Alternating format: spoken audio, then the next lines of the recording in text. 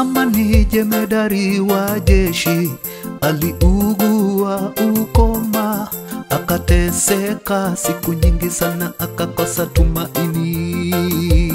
Akakutana na mtu wa Mungu, Nabii Eliya, akamwambia ya kwamba ateremke mto Yorodani, akaoge mara 7, ukoma wake utaisha.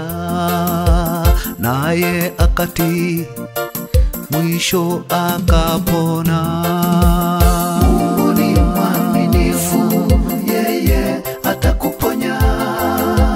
Bora tu uwe na imani.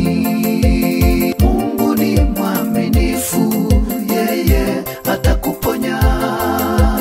Bora tu uwe na imani.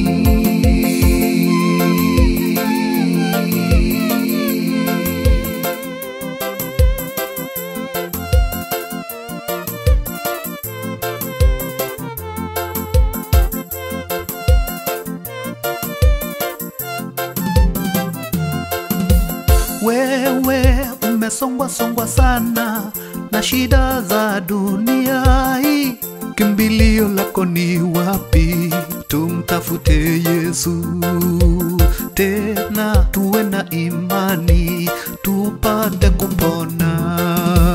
Piga hatua 1, 2, 3 upate uponyaji. We utasifu kama Naamani alipomsifu Mungu.